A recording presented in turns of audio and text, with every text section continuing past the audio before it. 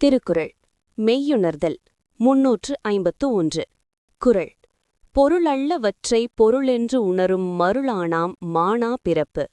விளக்கம்: நிலையற்ற உலக விஷயங்களை மெய்யான பொருள் என்று தவறாக நம்புகின்ற அறியாமையினால் ஒருவனுக்கு துன்பம் நிறைந்த தாழ்ந்த பிறவிகள் உண்டாகின்றன.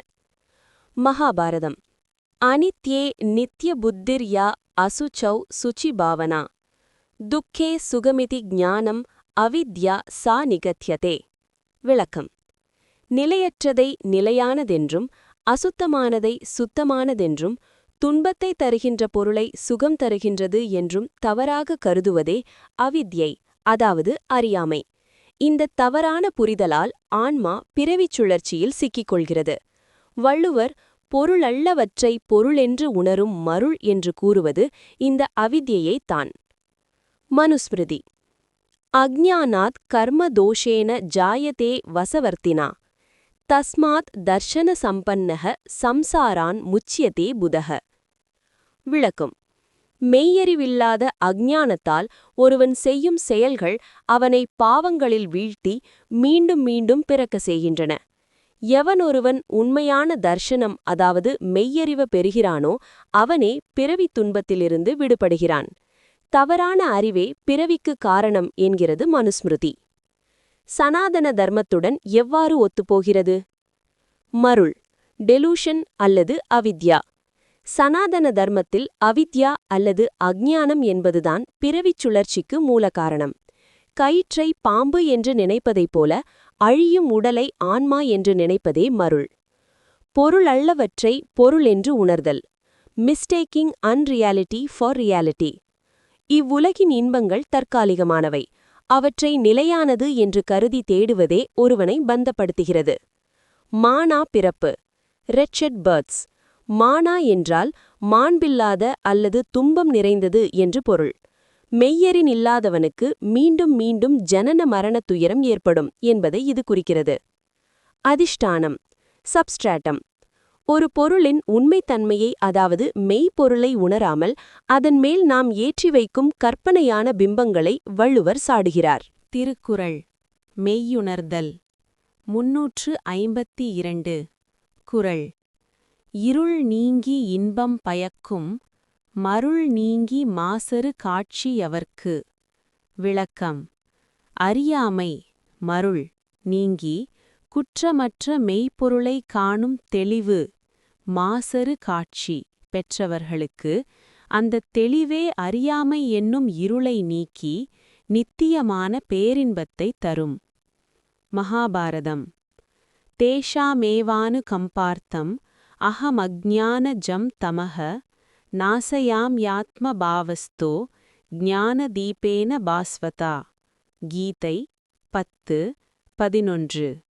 விளக்கம்: அவர்கள் மீது கருணை கொண்டு அவர்களில் உள்ளத்தில் இருந்து கொண்டு அறியாமையால் உண்டான இருளை தமக பிரகாசமான ஞானம் என்னும் விளக்கினால் நான் போக்குகிறேன். வள்ளுவர் இருள் நீங்கி என்று சொல்வதை கீதை அஜ்ஞான ஜம் தமக அறியாமை இருள் நீங்குதல் என்று குறிப்பிடுகிறது. மனுஸ்மிருதி. சம்யக் தர்சன சம்பன்னஹ கர்மபிர் ந நிபத்யதே தர்சனேன விஹீனஸ்து சம்சாரம் பிரதிபத்யதே. மனு 12:74. குற்றமற்ற மெய்யறிவு பெற்றவனை கர்ம வினைகள் பற்றாது, அவனுக்கு துக்கம் இல்லை. ஆனால் அந்த தெளிவான காட்சியற்றவன் மீண்டும் பிறவி இருளில் வீழ்வான். வள்ளுவர் கூறும் மாசறு காட்சி என்பது இந்த சம்யக் தர்சனம் எனப்படும் உயரிய மெய்ஞானத்தையே. சனாதன தர்மத்துடன் எவ்வாறு ஒத்துப்போகிறது? இருள் விர்சஸ் ஒளி. தமசோ மா ஜோதிர்கமயா. இருளிலிருந்து ஒளிக்கு அழைத்துச் செல் என்பது உபநிடத வாக்கியம். அறியாமையை இருள் என்றும் மெய்யறிவை ஒளி என்றும் சனாதன தர்மம் உருவகப்படுத்துகிறது. வள்ளுவர் இருள் நீங்கி என்பதில் இதையே குறிக்கிறார். மாசறு காட்சி, பியூர் பெர்செப்ஷன். மாசு என்பது காமம், வெகுளி, மயக்கம் ஆகிய அழுக்குகளை குறிக்கும். இவை நீங்கிய மனமே கண்ணாடியைப் போல தெளிவாக மெய்ப்பொருளை பிரதிபலிக்கும். இதை சித்த சுத்தி என்பார்கள். மருள் நீக்கம், டிஸ்பெல்லிங் டெல்யூஷன். கயிற்றை பாம்பு என்று நினைக்கும் மயக்கம் நீங்கினால் பயம் நீங்குவது போல, உலகை உண்மை என்று நினைக்கும் மயக்கம் நீங்கினால் பிறவித் துயரம் நீங்கும். இன்பம், ஆனந்தா. இங்கு இன்பம் என்பது உலகியல் சிற்றின்பம் அல்ல, அது ஆன்மத் தெளிவால் பிறக்கும் ஆனந்தம். இது எதனாலும் அழியாத நிலையான இன்பம். திருக்குறள் மெய்யுணர்தல் 353. குறள் ஐயத்தின் நீங்கித் தெளிந்தார்க்கு வையத்தின் வான நனியது உடைத்து. விளக்கம் மெய்ப்பொருளைப் பற்றிய சந்தேகங்கள் ஐயம் நீங்கி உண்மையை சரியாகத் தெளிந்தவர்களுக்கு அவர்கள் வாழும் இந்த வையகத்தை விட வானுலகம், அதாவது வீடு பேறு அல்லது மோக்ஷம் மிகவும் நெருக்கமானதாகும். அதாவது தெளிவு பெற்றவர் இங்கிருக்கும் போதே முக்தி நிலையை அனுபவிப்பார். மகாபாரதம் அஜ்னச்ச அஸ்ரததானச்ச சம்சயாத்மா வினஷ்யதி நாயம் லோகோஸ்தி ந பரு ந சுகம் சம்சயாத்மனஹ. கீதை 4:40. விளக்கம் அறிவில்லாதவனும் நம்பிக்கையற்றவனும் சந்தேகப்படுபவனும் அழிந்து போகிறான். சந்தேகம் கொண்டவனுக்கு இவ்வுலகிலும் சுகமில்லை, மேலுலகிலும் சுகமில்லை. இதற்கு மாறாக சந்தேகம் நீங்கிய ஞானிக்கு இவ்வுலகிலேயே மோக்ஷம் கைகூடும். வள்ளுவர் ஐயத்தின் நீங்கித் தெளிந்தார் என்று சொல்வது இந்த சந்தேகமற்ற நிச்சயாத்மக புத்தியையே. மனுஸ்மிருதி யதா சர்வே பிரமுச்யந்தே காமா ஏ யஸ்ய ஹிருதி ஸ்திதாஹ அத மர்த்யோ அம்ருதோ பவத்யத்ர் பிரம்ம சமஷ்ணுதே. விளக்கம் மனதிலுள்ள சந்தேகங்களும் ஆசைகளும் எப்போது நீங்குகின்றனவோ அப்போது மனிதன் மரணமில்லாத நிலையை அடைகிறான். அவன் இங்கேயே பிரம்மத்தை அனுபவிக்கிறான். வள்ளுவர் வானம் நனியது, அதாவது மோக்ஷம் மிக அருகிலுள்ளது என்று கூறுவது இந்த நிகழ்கால முக்தி அனுபவத்தையே. சனாதன தர்மத்துடன் எவ்வாறு ஒத்துப்போகிறது? சம்சய நிவிருத்தி, ரிமூவல் ஆஃப் டவுட். சனாதன தர்மத்தில் ஞானத்தை அடைய 3 நிலைகள் உண்டு: கேட்டல், சரவணம், மனனம், தெளிதல், நிதித்தியாசரம். இதில் மனனம் என்பது சந்தேகங்களை நீக்குவது. ஐயம் நீங்கினால் மட்டுமே உண்மை புலப்படும். வானம் நனியது, மோக்ஷா இஸ் நியர். மோக்ஷம் என்பது எங்கோ ஆகாயத்தில் இருக்கும் இடமல்ல, அது நம் உள்ளே இருக்கும் தெளிவு. ஞானம் பெற்றவனுக்கு அவன் இருக்கும் இடமே மோக்ஷமாகிறது. இதைத்தான் கைவல்யம் என்பார்கள். வையத்தின் வானம், எர்த் வர்சஸ் ஹெவன். சாதாரண மனிதர்களுக்கு பூமிதான் உண்மை, வானம் எட்டாத தூரம். ஆனால் மெய்யுணர்ந்தவர்களுக்கோ இந்த உலகம் ஒரு கனவு போல தோன்றும், மோக்ஷமே நித்தியமான உண்மையாக அருகில் தெரியும். ஜீவன் முக்தி. உடலில் உயிர் இருக்கும் போதே மோக்ஷ சுகத்தை அனுபவிப்பவர் ஜீவன் முக்தர். வள்ளுவர் நனியது உடைத்து என்று கூறுவது இந்த நிகழ்கால முக்தி அனுபவத்தையே.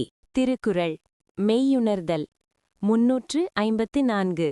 குறள் ஐயுணர்வு எய்திய கண்ணும் பயமின்றே மெய்யுணர்வில்லாதவர்க்கு. விளக்கம் ஒருவன் தன் ஐம்புலன்களையும் அடக்கியாளும் ஆற்றலைப் பெற்றிருந்தாலும் கூட அவனுக்கு எல்லாவற்றிற்கும் அடிப்படையான மெய்ப்பொருளை உணரும் அறிவு இல்லையென்றால் அந்த புலனடக்கத்தினால் ஒரு பயனும் இல்லை. மகாபாரதம் கர்மேந்திரியாணி சம்யம்ய யா ஆஸ்தே மனசா ஸ்மரன் இந்திரியார்த்தான் விமூடாத்மா மித்யாச்சாரக ச உச்சதே. விளக்கம் எவன் ஒருவன் கை கால்களாகிய புலன்களை அடக்கிவிட்டு மனதால் மட்டும் புலனின்பங்களை நினைத்துக் கொண்டிருக்கிறானோ அந்த மூடன் மித்யாச்சாரன், அதாவது பொய் வேடதாரி எனப்படுவான். வெறும் புலனடக்கம் மட்டும் போதாது, அந்த புலன்கள் எதற்காக அடக்கப்படுகின்றன என்ற மெய்யறிவு, அதாவது ஆத்ம ஞானம் வேண்டும். வள்ளுவர் பயமின்றே என்று சொல்வதை இது உறுதிப்படுத்துகிறது. மனுஸ்மிருதி ஸ்ருத்வா ஸ்பிருஷ்ட்வாச்ச திருஷ்ட்வாச்ச புக்த்வா கிராத்வா ச யோ நரஹ ந ஹ்ருஷ்யதி க்லாயதி வா ச விக்னேயோ ஜிதேந்திரியஹ. விளக்கம் கேட்டல், தொடுதல், பார்த்தல், சுவைத்தல், நுகர்தல் ஆகியவற்றால் எவன் ஒருவன் மகிழ்ச்சியோ அல்லது வருத்தமோ அடையாமலிருக்கிறானோ அவனே புலன்களை வென்றவன். ஆனால் இந்த வெல்லும் ஆற்றல் ஆத்மாவை அறிவதற்காக பயன்படாவிட்டால் அது வெறும் உடற்பயிற்சி போன்றதே தவிர ஆன்மீக பயனை தராது. சனாதன தர்மத்துடன் எவ்வாறு ஒத்துப்போகிறது? சாதனம் மற்றும் சாத்தியம், மீன்ஸ் வர்சஸ் எண்ட். சனாதன தர்மத்தில் புலனடக்கம், அதாவது தமம் அல்லது சமம் என்பது ஒரு கருவி, சாதனம். அடைய வேண்டிய இலக்கு சாத்தியம், மெய்யறிவு அல்லது ஆத்ம சாட்சாத்காரம். கருவி மட்டும் இருந்துவிட்டு இலக்கை அடையாவிட்டால் அதனால் பயன் ஏதுமில்லை. விவேகம். புலன்களை அடக்குவது என்பது ஒரு மரம் வளராமல் தடுப்பது போன்றது. ஆனால் மெய்யுணர்வு என்பது அந்த மரத்தின் வேரை அறிவது. வேரை அறியாதவரை மரம் மீண்டும் முளைக்க வாய்ப்புண்டு. இருவகை ஞானம். வெறும் புலன்களால் அறியும் அறிவு அபராவித்யை. மெய்ப்பொருளை அறியும் அறிவே பராவித்யை. பராவித்யை இல்லாத அபராவித்யை முக்திக்கு உதவாது என்பதை வள்ளுவர் பயமின்றே என்கிறார். யோக நிலை. யோக சூத்திரங்களில் பிரத்யாகாரம், அதாவது புலன்களை திருப்புதல் என்பது சமாதி, அதாவது மெய்யுணர்வு நிலைக்கு இட்டுச் செல்ல வேண்டும். சமாதி நிலையை எட்டாத பிரத்யாகாரம் முழுமையற்றது. திருக்குறள் மெய்யுணர்தல் 355. குறள். எப்பொருள் எத்தன்மை தாயினும் அப்பொருள் மெய்ப்பொருள் காண்ப அறிவு. விளக்கம்.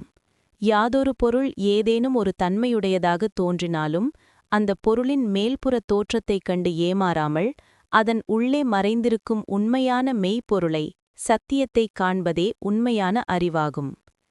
மகாபாரதம். சர்வேஷு பூதேஷு ஏனைக்கம் பாவம் அவ்யயம் ஈக்ஷதே அவிபக்தம் விபக்தேஷு தத் ஞானம் வித்தி சாத்விகம்.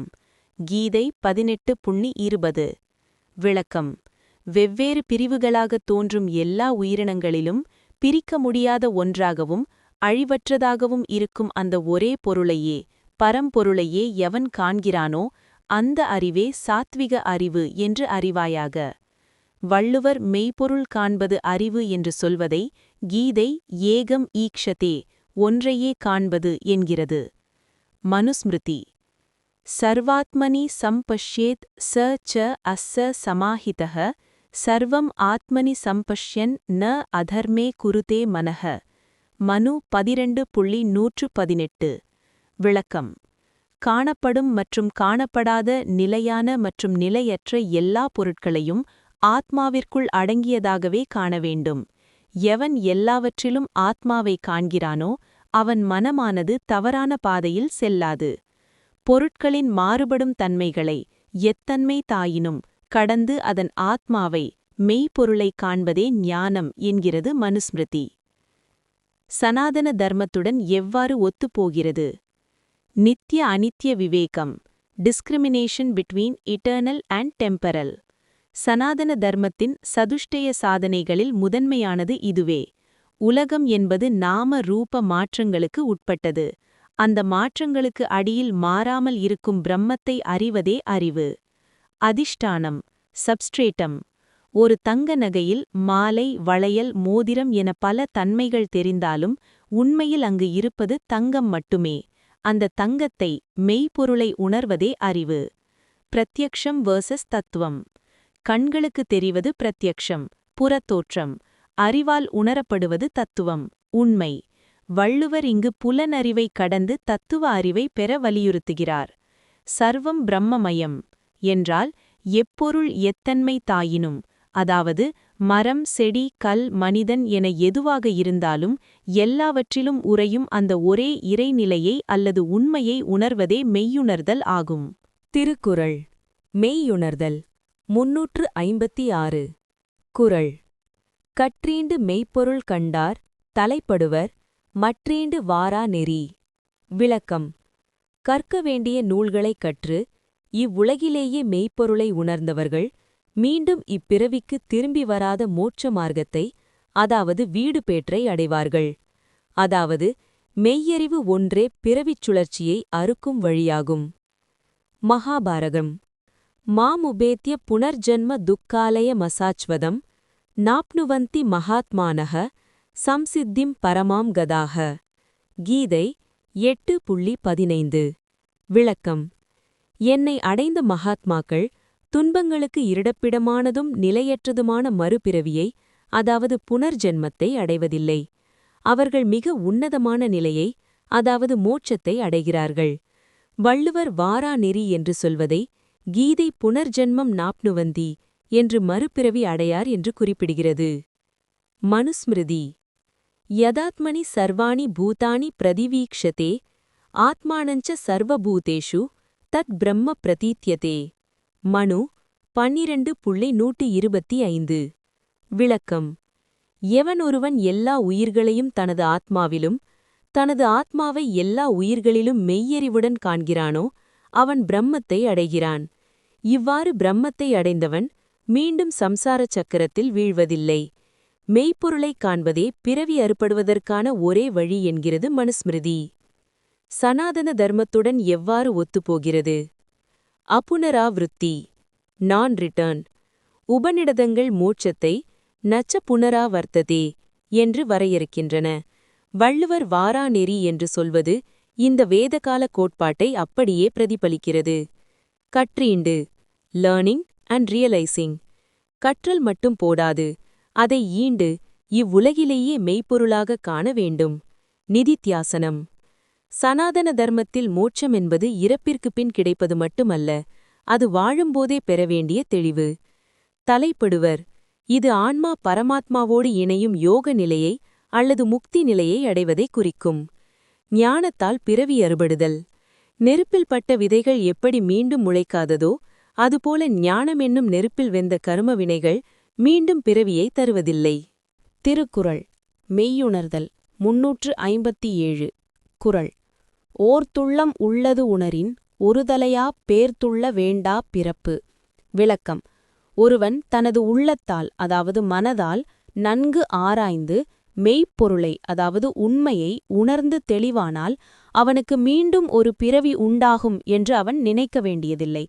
அதாவது மெய்யறிவு கிட்டிய பின் பிறவி என்பது நிச்சயமாக ஒழிந்து போகும். மகாபாரதம். ஞானாக்னி சர்வ கர்மாணி பஸ்மசாத் குருதே ததா ந தேஷாம் புனராவருத்திஹி நிர்முக்தானாம் ச பந்தனைஹி. விளக்கம். ஞானம் என்னும் நெருப்பு எல்லா கர்ம வினைகளையும் எரித்து சாம்பலாக்கிவிடுகிறது. பந்தங்களிலிருந்து விடுபட்ட அந்த ஞானிகளுக்கு மீண்டும் பிறவி அதாவது புனராதிருத்தி என்பது கிடையாது. வள்ளுவர் பேர்த்துள்ள வேண்டா பிறப்பு என்று பிறப்பை பற்றி மீண்டும் நினைக்கத் தேவையில்லை என்று சொல்வதையே மகாபாரதம் நிச்சயமாக திரும்புவதில்லை என்று உறுதிப்படுத்துகிறது. மனுஸ்மிருதி. ஏவம் சர்வான் விகாரான் ஸ்தான் த்யக்த்வா மோக்ஷம் நயேன் முனிஹி நச்ச புனர்ஜாயதே மர்த்யோ ஞானலப்தேன சேதசா. விளக்கம். எல்லா விகாரங்களையும் அதாவது குழப்பங்களையும் நீக்கி மெய்ஞானம் பெற்ற மனதோடு இருக்கும் ஒரு முனிவன் மோக்ஷத்தை அடைகிறான். அவன் மீண்டும் இந்த உலகத்தில் பிறப்பதில்லை. நச்ச புனர்ஜாயதே. உள்ளத்தால் உண்மையை உணர்ந்தவனுக்கு பிறவியில்லை என்கிறது மனுஸ்மிருதி. சனாதன தர்மத்துடன் எவ்வாறு ஒத்துப்போகிறது? நிச்சய தாம்பூலம் போன்ற உறுதி. Certainty of liberation. ஒருதலையா என்ற சொல்லுக்கு நிச்சயமாக என்று பொருள். சனாதன தர்மத்தில் சம்யக் ஞானம் சரியான அறிவு ஏற்பட்டுவிட்டால் மோக்ஷம் என்பது தள்ளிப்போகாத ஒரு நிச்சயம். ஓர்துள்ளம் ரிஃப்ளெக்டிவ் மைண்ட். இது உபநிடதங்கள் சொல்லும் மனனம் என்னும் நிலையை குறிக்கிறது. வெறும் படிப்பு மட்டும் போதாது, உள்ளம் அதை பகுத்து ஆராய்ந்து உணர வேண்டும். உள்ளது உணர்தல் ரியலைசிங் த ரியாலிட்டி. இங்கு உள்ளது என்பது சத் அதாவது உண்மை, இறைவன். எது நிலையானதோ அதை உணர்ந்தவன் நிலையற்ற பிறவியில் சிக்கமாட்டான். பிராரப்த கர்மா. ஞானம் வந்த பிறகு முந்தைய வினைகள் அழிந்து விடுவதால் வித்தில்லாத பயிர் போல பிறவி முளைக்காது என்ற வேதாந்த கொள்கையை இக்குறள் வழிமொழிகிறது. திருக்குறள். மெய்யுணர்தல். 358. குறள். பிறப்பென்னும் பேதைமை நீங்க சிறப்பென்னும் செம்பொருள் காண்பதறிவு. விளக்கம். துன்பத்தை தரும் பிறவிக்கு காரணமாக இருக்கும் அறியாமை அதாவது பேதைமை நீங்குமாறு முக்தி என்னும் மேலான நிலையைத் தரும் செம்பொருளை அதாவது இறைவனை அல்லது உண்மையை உணர்ந்து தெளிவதே உண்மையான அறிவாகும். மகாபாரதம். தத்வித்தி பிரணிபாதேன பரிப்ரஷ்னேன சேவையா உபதேக்ஷ்யந்தி தே ஞானம் ஞானினஸ்த தத்வதர்சினஹ. விளக்கம். உண்மையை கண்டறிந்த ஞானிகளிடம் பணிந்து கேட்டு அந்த மெய்ஞானத்தை அதாவது தத்துவத்தை அறிந்து கொள். அந்த ஞானம் உனது அறியாமையை நீக்கி மீண்டும் பிறவித் துயரில் வீழாமல் உன்னை காக்கும். வள்ளுவர் செம்பொருள் காண்பதறிவு என்று சொல்வதை கீதை தத்துவ தரிசனம் என்கிறது. மனுஸ்மிருதி யதாத்மனி சர்வாணி பூதானி பிரதிவீக்ஷ்யதே ஆத்மானஞ்ச சர்வபூதேஷு தத் பிரம்ம பிரதித்யதே. மனு 12:125. விளக்கம்: எவன் ஒருவன் ஆத்மாவை எல்லா உயிர்களிலும் எல்லா உயிர்களையும் ஆத்மாவிலும் காண்கிறானோ, அதாவது செம்பொருள் காண்பது, அவன் அறியாமையிலிருந்து விடுபட்டு பிரம்மத்தை அடைகிறான். வள்ளுவர் பிறப்பை பேதைமை என்று அழைப்பது போல மனுவும் அஞ்ஞானமே மறுபிறவிக்கு வித்து என்கிறது. சனாதன தர்மத்துடன் எவ்வாறு ஒத்துப்போகிறது? பேதைமை, அதாவது அவித்யா அல்லது இக்னோரன்ஸ். சனாதன தர்மத்தில் பிறப்பு என்பது ஒரு தண்டனை அல்ல, அது அறியாமையின் விளைவு. நாம் நம்மை இந்த உடல் என்று நினைக்கும் பேதைமை இருக்கும் வரை பிறப்பு உண்டு. செம்பொருள், அதாவது சுப்ரீம் ரியாலிட்டி அல்லது பரபிரம்மன். செம்மை கூட்டல் பொருள் சீக்வல் டு செம்பொருள். எவ்வித மாற்றமும் இல்லாத குறையற்ற பரம்பொருளை இது குறிக்கும். வேதாந்தத்தில் இதுவே சத் சித் ஆனந்தம். சிறப்பு, அதாவது லிபரேஷன் அல்லது மோக்ஷம். பிறப்பிற்கு எதிர்ச்சொல்லாக இங்கே சிறப்பு என்பது முக்தியை குறிக்கும். உலக இன்பங்களை விட முக்தியே ஆன்மாவிற்கு மிகச் சிறந்தது. அறிவு, அதாவது ஞானம். பக்தி தவம் போன்றவற்றை அறிதலே, அதாவது உணர்தலே பிறவியை அறுக்கும் இறுதி ஆயுதம் என்பதை இக்குறள் வலியுறுத்துகிறது. திருக்குறள் மெய்யுணர்தல். குறள்: சார்புணர்ந்து சார்பு கெட ஒழுகின் மற்றழித்து சார்தரா சார்தரு நோய். விளக்கம்: எல்லாவற்றிற்கும் அடிப்படையான மெய்ப்பொருளை சார்பு அறிந்து உலகப் பொருட்களின் மேலுள்ள பற்று சார்பு நீங்குமாறு ஒருவன் நடந்து கொண்டால் அவனை பற்ற வரும் பிறவித் துன்பங்கள் நோய் அவனை அடையாமல் அழிந்து போகும். மகாபாரதம் மாமுபேத்ய புனர்ஜன்ம துக்காலய மசாச்வதம் நாப்னுவந்தி மகாத்மானஹ சம்சித்திம் பரமாம் கதாக. கீதை 8:15. விளக்கம்: என்னை சார்பு பரம்பொருளை அடைந்த மகாத்மாக்கள் மீண்டும் துன்பம் நிறைந்ததும் நிலையற்றதுமான பிறவியை அடைவதில்லை. வள்ளுவர் சார்புணர்ந்து என்று சொல்வதை கீதை மாமுபேத்ய என்று குறிப்பிடுகிறது. உலகப்பற்று அழியும்போது பிறவித் துயரம் அணுகாது. மனுஸ்மிருதி சர்வம் அத்யாத்மனி சம்பஷ்யேத் ச அஸ்ச சமாஹிதஹ அத்யாத்மனி சமாதிஸ்தோ ந கர்மபிர் நிபத்யதே. மனு 6:63 முதல் 74 வரை சாரம். விளக்கம்: மெய்ப்பொருளாகிய ஆத்மாவை சார்ந்து சார்புணர்ந்து உலகப் பற்றுகளைத் துறந்து நிலை பெற்றவனை சார்பு கெட ஒழுகின் கர்மவினைகள் பந்தப்படுத்துவதில்லை. இதனால் பிறவி என்னும் நோய் அவனை சாராது என்பது மனுவின் கருத்து. சனாதன தர்மத்துடன் எவ்வாறு ஒத்துப்போகிறது? 1. இருவகை சார்புகள். வள்ளுவர் இக்குறளில் சார்பு என்ற சொல்லை 2 பொருளில் கையாள்கிறார். 1. முதல் சார்பு ஆதாரமான இறைவன் மெய்ப்பொருள். 2. இரண்டாம் சார்பு உலகப்பற்று அவித்யை. இது சனாதன தர்மத்தின் உபாசனை மெய்ப்பொருளை சார்ந்து நிற்றல் மற்றும் வைராக்கியம் உலகப்பற்றை விடுதல் ஆகிய இரண்டையும் குறிக்கிறது. சார்தரு நோய், த டிசீஸ் ஆஃப் ரீபர்த். சனாதன தர்மம் பிறவியை பவரோகம் என்றே அழைக்கிறது. இந்த நோய்க்கு மருந்தாக இருப்பது மெய்ப்பொருளை உணர்ந்து பற்றை விடுவதே ஆகும். கெட ஒழுகின் ரைட் காண்டாக்ட்.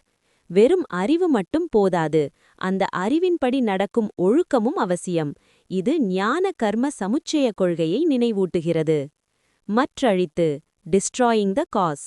வினைகளை வேரோடு அழித்துவிட்டால் விளைவாகிய பிறவி தானாகவே நின்றுவிடும். திருக்குறள் மெய்யுணர்தல் 360.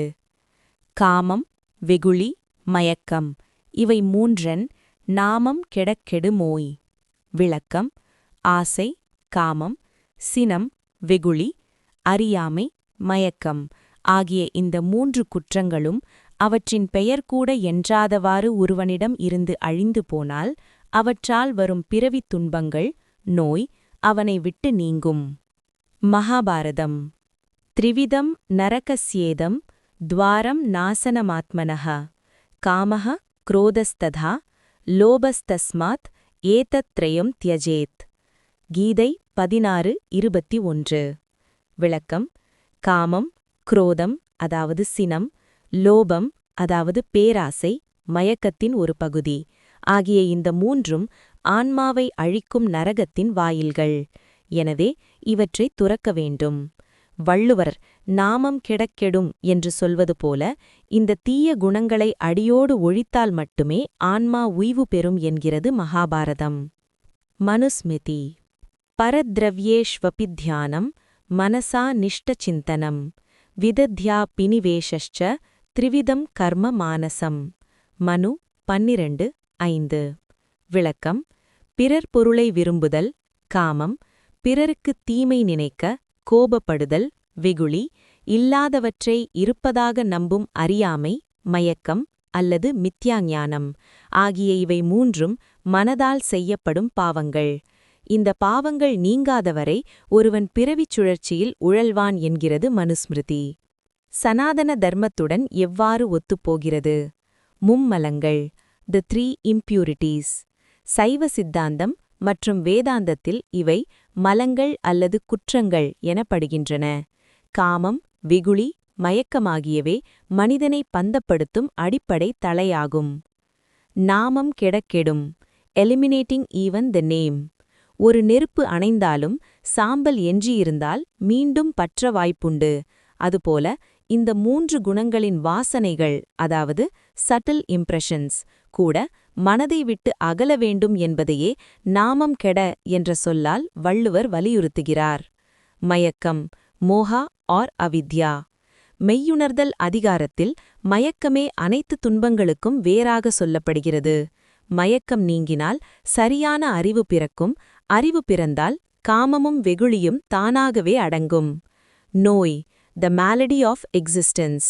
சனாதன தர்மத்தில் சம்சாரத்தை பவரோகம் என்பார்கள்.